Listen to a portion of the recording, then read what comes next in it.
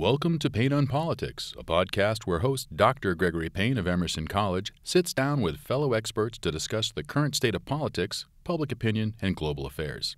In a world growing increasingly complex, communication and critical thinking is key.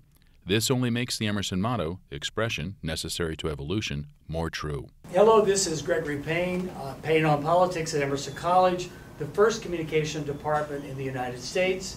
Here tonight we're going to be launching our alumni public diplomacy speaker series, and we have one of my best friends ever in terms of public diplomacy, Geoff Parish. Welcome back to Emerson. Thank you very much, Dr. Payne. So, Geoff, could you tell us, as well as this august group that wants to be when they graduate, how did you get where you are? How did you start, and maybe your days at Emerson? So start anywhere you would like and Sure. get us there. Absolutely. So actually I came to Emerson as a film student originally, and I arrived here in 1993 and actually was taking, I believe it was an elective, I can't remember if it was a core or an elective course with Dr. Payne. And about halfway through my time here, I was looking at maybe a change. I was very interested in politics, political communication. I ended up interning here at the Massachusetts State House.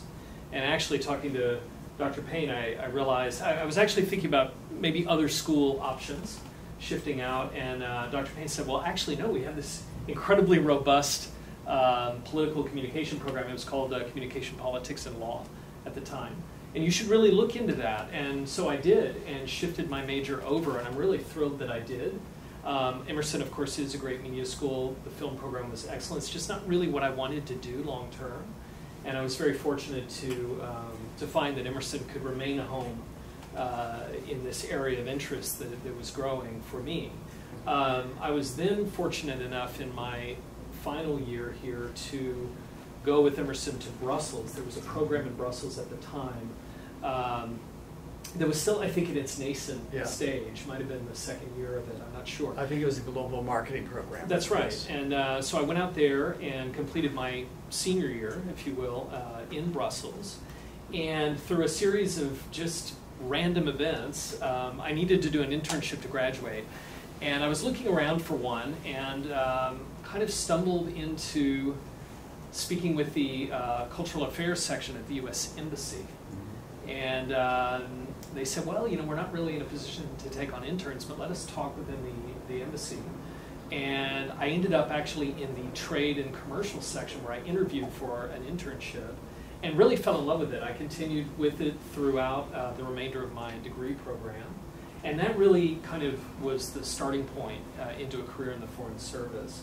After that, I kind of batted around a few different private sector jobs, wasn't really finding anything that I clung to, so I joined the Peace Corps and really was thrilled with that. I was in Lithuania and I extended for a third year.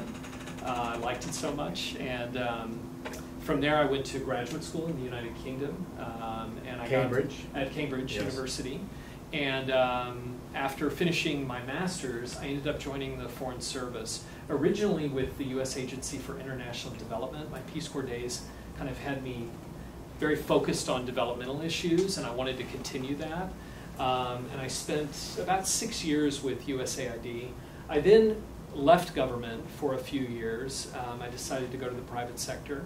And by that time, I was in Southeast Asia. I worked for two companies out there, one a consultancy and one actually a manufacturing firm, and headed up business development for that company around Asia before rejoining the Foreign Service with what we call the U.S. Commercial Service. And so my job since then has been to help U.S. companies do business overseas. And I can go into more detail about what that entails, but that has taken me to a variety of places, but predominantly South Asia and China. Most recently, I was in Mumbai at one point. I then went to Hong Kong, actually, and now I'm back in Hong Kong for a second time. But in between, I was in Delhi, working at the U.S. Embassy there. I actually also spent time here in Boston, at the Federal Building, where I did some work with what we call the U.S. Export Assistance Center here, helping companies in this region enter new markets overseas. So, yeah, that's a little bit about my career, I guess. My current role, I'm the chief commercial consul at the U.S. Consulate in Hong Kong, where I work not only on issues in Hong Kong and Macau itself, but in parts of southern China around what they call the Greater Bay Area, and then across East and Southeast, and even South Asia to some extent. So it's very much a regional role. I was going to say, for those people listening, Emerson's first European adventure, this was before the castle, I think, or was the castle there? I think it was there Castle was already, there. Right. but I believe it was a little bit more maybe the media students Yes. that were going there at the time. Right. So media was there. We had what we call the EIIC, the European Institute of Communication. And that was in Maastricht. Some of you might know the Maastricht Treaty. And that was successful. Walt Littlefield, who many of you will probably remember if you're listening to this, Walt was someone who said we really needed to be global. You knew Walt, I think. I did, yes. And what happened was we then decided to move, and remember at that time, the marketing department here was all still part of communication studies. Eventually broke off. So when we say the global marketing program, that was all a part of the comm studies arena, and we moved to Brussels, Avenue Louise, absolutely gorgeous part of Brussels if you've been there. But one question I would have for you, Geoff, is you had the internship. What was it about diplomacy and the Foreign Service that engaged you to sort of say, okay, I want to do more of that? Because that seemed to be where you got the spark. Yeah, and it really opened my eyes to international work, and I think I quickly realized through the Emerson program, I was fortunate enough to go overseas. It was my first time abroad, excepting Mexico and Canada, it really opened my eyes to what opportunities there were, and a little bit outside of what I would have traditionally thought kind of would be a career trajectory that I would follow. I knew I wanted to work somewhere in politics. I was studying political communication. I was thinking about law school. I was thinking about a variety of things, but spending time, and I ultimately spent 10 months in that internship at the U.S. Embassy, really opened my eyes to what a career in the Foreign Service could be. And here was a way that I could kind of live and work overseas, explore different countries. They move you every 2, 3, or 4 years. And for me, it really just seemed to be the sweet spot of what I wanted to do. And I was really quite prepared, even at that time, to try to get into the Foreign Service. But on the advice of diplomats that I was meeting, I wanted to shore up more of my international experience and kind of get a little bit more just life experience under my belt first. And that's why the Peace Corps became actually a really good avenue. One thing I would like to ask you before we get into the Peace Corps is, when you were here, we didn't have a diplomacy track. Right now we have a diplomacy minor. We have a lot of courses, soft power, etc. So what courses prepared you best to be successful as you are at that internship in your career? Right. So under the Communication, Politics, and Law program that I majored in, I really found myself in a fortunate position because it covered so many different elements of not only communication, how to be an effective communicator, in a very international setting. Emerson then and today is a very internationally focused school, and so I had a lot of classmates and colleagues that were from different cultures, and I think that was really helpful to study and kind of work with those folks while I was a student here. And then whether it was interpersonal communication, whether it was sort of understanding the role of media in politics and the nexus with international affairs, opening my eyes through that internship program to not only life in an embassy, but being in Brussels, which is a very international city, and it's a very politically charged and politically focused city with the European Union and NATO there.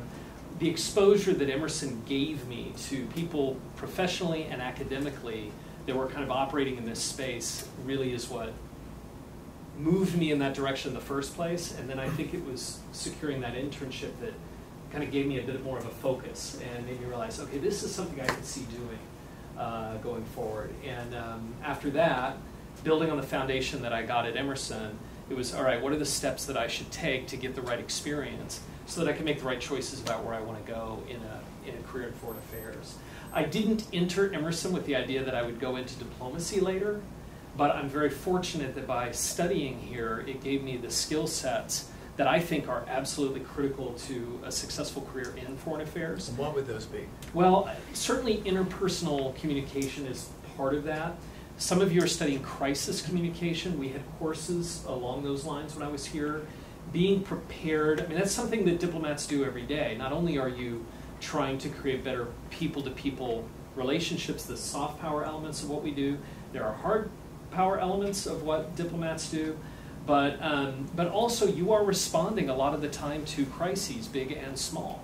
And you need to be able to think quickly on your feet, logically, working with within teams of people doing a variety of different jobs, coming from a variety of different government agencies, very quickly to come up with a uniform approach to move forward. We can talk about many examples of that, current and in recent memory. So I think Emerson gave me those skills that I don't really think I could have gotten in a more traditional international relations program. I think you'd get, and not to disparage people that go through those programs, I think it gives you a very good skill set for diplomacy, but I think you get a lot more of the academic side of kind of the history of diplomatic relations. Here I think you get much more of the tangible kind of technical skills to operate in those kinds of environments and make good decisions, manage international teams effectively, which is a lot of our job. You know, we supervise local nationals everywhere that we go. People think embassies, or a lot of people think embassies are mostly made up of, in our case, Americans. It's really not the case. The vast majority of employees in overseas missions are locals. So a lot of the diplomats, along with being frontline diplomats, find themselves managing multicultural teams. And I think you know, some of the skills that I developed here have lent themselves very well to that. And you know, that's active listening, engaging, understanding what your counterpart is seeking so that you can make better informed decisions. I mean, it goes back to the core of what communication is. And it's also the reason why I think Emerson, you know, right now we have around 25 people in the Foreign Service or in the international affairs community. I think this can really become a core focus of the school going forward. Because when I look at some of the kind of the traditional universities that a lot of diplomats tend to study in, I don't see any reason why we can't be a part of that ecosystem and actually bring skills and an academic focus that is unique and I think provides skills that maybe some of those other schools wouldn't entirely do. So. I think, having graduated with an advanced degree from Harvard, one thing I think they lack is an appreciation of what you've said, the communication dynamic. The one thing I was going to ask you, you seem to be very keen on students having an abroad experience. So you think it's very important to study internationally. If you have the opportunity to do that, I would recommend it. I feel fortunate that I had that myself because that actually was the stepping stone into, frankly, the rest of my life. I've spent the bulk of my professional career overseas, and it really started with getting off that plane to go into the Emerson program. The first time I ever had a passport. You could go to Canada back then without a passport. So, yeah, and that really opened my eyes and kind of shifted my focus personally. I think if people have that opportunity, they should take it, particularly folks who've grown up in the United States. I know we have a lot of international students who, by nature, you have exposure that maybe I didn't have as a younger person. And so it, for me, opened my eyes significantly to kind of what's out there and the opportunities it would present. So if you have that chance, and it doesn't necessarily mean doing a full academic year overseas, I think taking part in the Rosarito program, Barcelona program, some of the myriad other programs I think that are being set up is an excellent way to delve into that world and see if that's kind of something that you want to do going forward as well. Geoff, my next question would be, you've studied in various countries where we have political dynamics and tension, et cetera. And you've talked about the importance of cultural competency, working with people from that region. How do you separate your own political views from the fact when you are acting as a diplomat for the United States? Right. So, or can you? That's a very interesting question and one that does come up from time to time. As diplomats, we are under the executive branch of government, meaning ultimately our boss is the President of the United States, right? There's something called the Hatch Act, which actually bars federal employees, including diplomats, from engaging in political activities. For instance, I am not allowed to join Democrats or Republicans abroad, which those are two institutions that are quite well established in countries around the world, comprised of American citizens living there. I'm not allowed to take part in those activities. I can't put campaign bumper stickers on my car. There are certain things that you have to, that you are prohibited from doing. You cannot act in your professional capacity in favor of a political agenda or, ultimately your job is to implement, execute the foreign policy of the United States under the current administration that we have. And regardless what that administration is, that is your job. You follow their kind of the program that they've set in place, if you will. Does that mean you can't have political views? No, of course not. You can. We can still vote. We're allowed to express our political opinions. The issue is that you cannot express them in a way where it could be misconstrued that you're speaking on behalf of the U.S. government. So if I'm talking to people, it doesn't have to be people I know well. It could be people I've met for the first time. I just have to be careful to say, well, my personal opinion on this is X, Y, and Z. And you don't want to be in a situation where perhaps somebody might claim that you're speaking on behalf of the government. How do you deal with the situation where, as the diplomat representing the administration, because you've served various presidents with Yes. different personalities. Yes. We won't go into which ones I'm talking about. But how do you represent that ethically, but you have to represent as you said, the executive branch when it might be counter to your own views? I'm not saying whether they are or not, but is it just a rhetorical challenge. magic? It's a challenge of the job. Yes. It really is, because you're never going to agree with everything. And it doesn't really matter who's in power. You're always going to have your own opinion about what makes the most sense.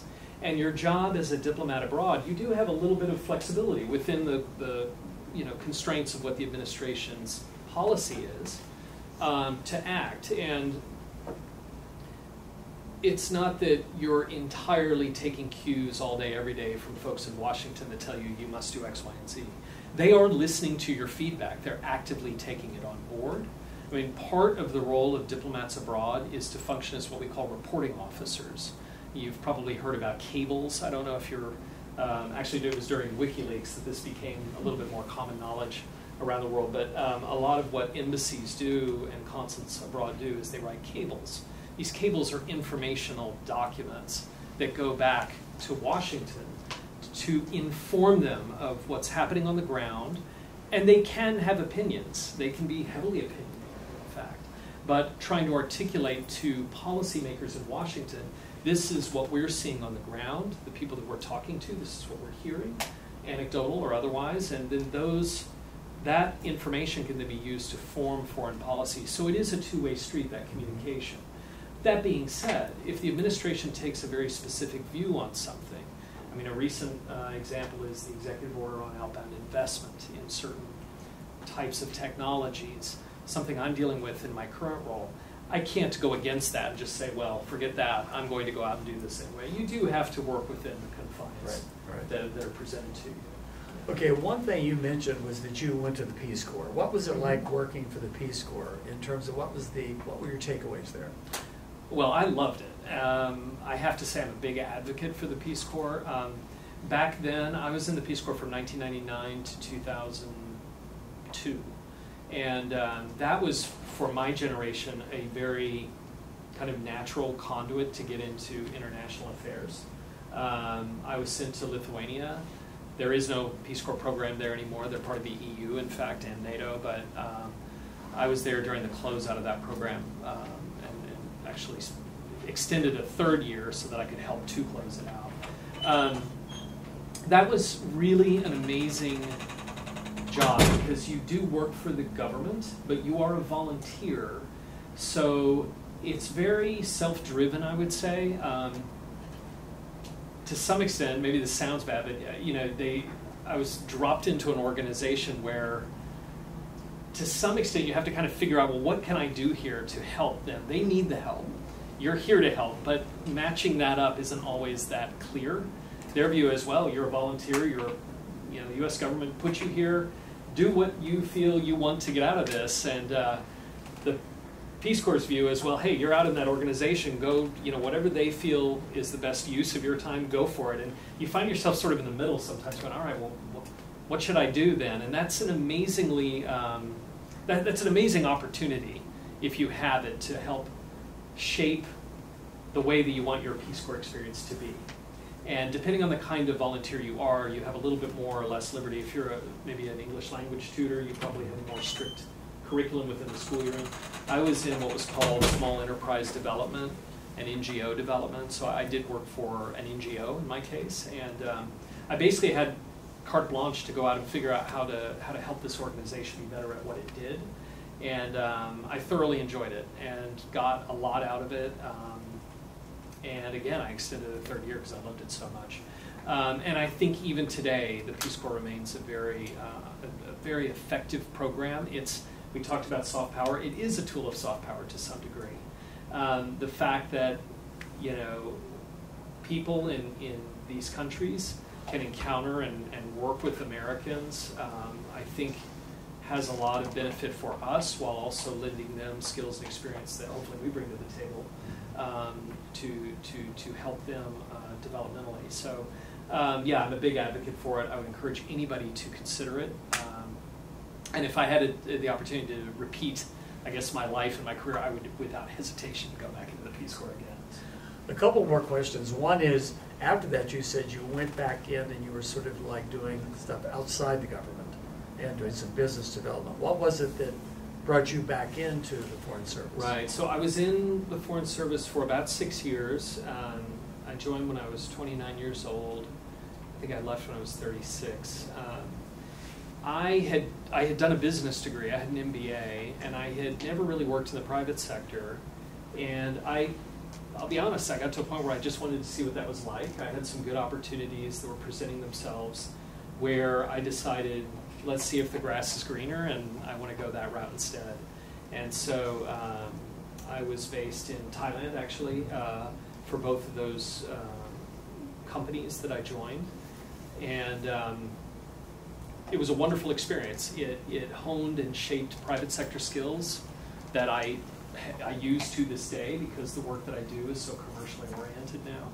I spent the first couple of years in a consulting firm working with multinationals on what we call market access or route to market challenges in emerging market environments. So I worked in developing, what you call, I guess, developing countries to help multinationals do a better job of you know, selling their products and services. And then the last couple of years, one company asked me to join them full-time as their business development director for Asia, still based out of Thailand, but working throughout the ASEAN region. And they were a manufacturing firm, so I really honed my experience in migrating manufacturing sites out of Singapore to Thailand, building up an entire back office for them, for administration, finance, operations, sales, marketing, and then distributor partnerships all around the region.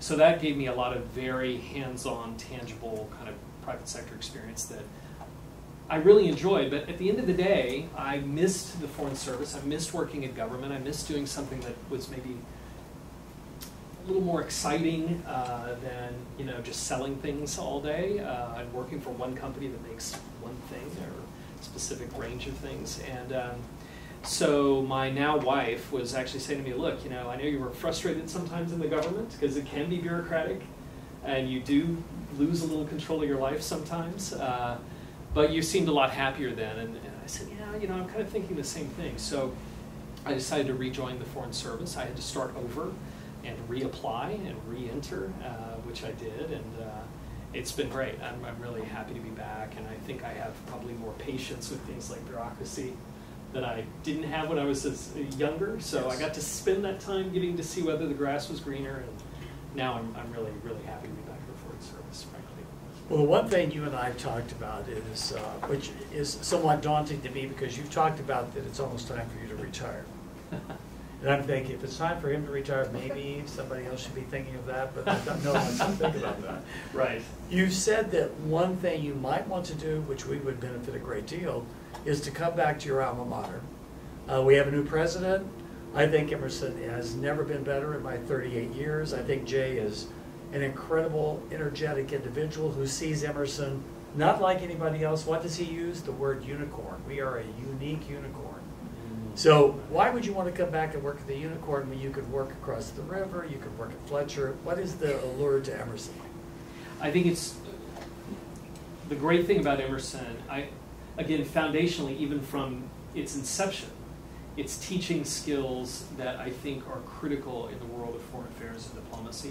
But the fact that now there's this track that's much more geared toward public diplomacy and kind of creating courses, majors, and minors around this, it's an ideal time to be part of that process. And I know it's certainly beyond its nascent phase. I think you're now at a point where it really has demonstrated that it should be a core part of what Emerson does. But to be a part of that development ongoing from now would be very, very exciting. I haven't decided yet on retirement. So for those of you who are unaware, in the federal government, typically you're eligible for full retirement after 20 years, and that's the case in the Foreign Service as well. So I'm sort of butting up against that. It doesn't necessarily mean that you say, okay, I'm going to go off and do something else, but it certainly does open up avenues to consider that, I suppose. So you're saying, I don't do math well, it's not as well as Spencer, but I'm almost ready to retire twice in the foreign government. Right, there you go. So my question to you would be, if you came back, of course, I think we would look forward to you teaching this group of students. From your perspective, what would be a course that Professor Diplomat here, what would Geoff teach? What would you like to teach that maybe we're not teaching? That's interesting. Tough question. Yeah, I think you're touching on a lot of the skill sets that are critical in foreign affairs already. Yes. And being a part of any of those. I mean, crisis communication, which you talked about earlier, is one of them. Public diplomacy, of course, as well. But I think we could also build out more around, the kind of core international affairs types of areas. Not to get too much into, I don't know, like the space that schools like Fletcher cover necessarily, but from the communication standpoint, I think that there are elements there that we could explore more and flesh out. I'd have to think a bit more of how to kind of firm that answer up, but I'm sure that there's more little areas that we could touch on. From my perspective, I come into things as a commercial diplomat, and I guess that it touches on soft power a little bit, but sometimes hard power too. I look at the world of foreign affairs through how we can do a better job at expanding and extending our trade and our business-to-business ties. It is a proven fact that countries that trade with each other are less likely to attack each other, and so stability is created by expanding those ties. And so I work very much in that space, whether it's with individual companies trying to help them get into new markets, or to work to further the commercial engagement between our governments and our private sectors as well. So I think that there's elements of that we could draw from. And they touch on many different areas. In fact, I know there's at least a couple of students here studying sports communication. I can tell you that is a big part of what countries are thinking about right now. And I've been in recent talks in the country I'm assigned to now around like developing esports. We like to hear that. New arenas that are opening, where this is kind of not only is it a burgeoning area of sports, but it's one where Hong Kong, where I'm currently based, they really see themselves as potentially a hub for this globally. So of course there are, maybe they're not intuitively areas of foreign policy that we think about. We often think about governments talking to each other about things like, trade agreements or anti-nuclear weapons proliferation agreements, things like that. That tends to be what's more in the news around diplomacy. But at the grassroots level, it touches on a lot of these areas in industry that I find very interesting. And business does make the world go round, and there are elements, there are many, many cases every day where business and diplomacy are layering over. So I know some of the tensions that we have, your responses. crazy one. That's true. You know, and there are times when you hear about things like but, you know, there's pragmatic elements of that. The COVID crisis did show us that things like diversification are important, but you know that's different from decoupling from markets. We are in an era now where there's more tariff and non-tariff trade barriers going up. There's elements of nationalism rising in countries around the world. That does create challenges for our governments. It creates challenges for our private sectors as well. And that's something that I work with every day. I mean, the business world needs stability, predictability. They tend to want a playing field and a competitive landscape that just makes it easy for them to operate. There are reasons why governments need to put constraints on that in certain areas, and it's critically important that we do that, and I can talk a bit about what some of those look like. But we also, while putting constraints in certain areas, need to also be working to extend and expand those avenues so that you know, ultimately our countries can get along better. And again, it goes back to that point that countries that trade together usually don't fight each other. Well, Geoff, thank you so much for coming back to your alma mater. We will leave some time for students who are in the classes to talk with you, but just know that we are very proud of what you do in terms of public diplomacy. Since you left, you've been building bridges, and in essence, what Emerson's all about is furthering understanding through communication. You're a great diplomat. Thank you for coming home. Thank you very much.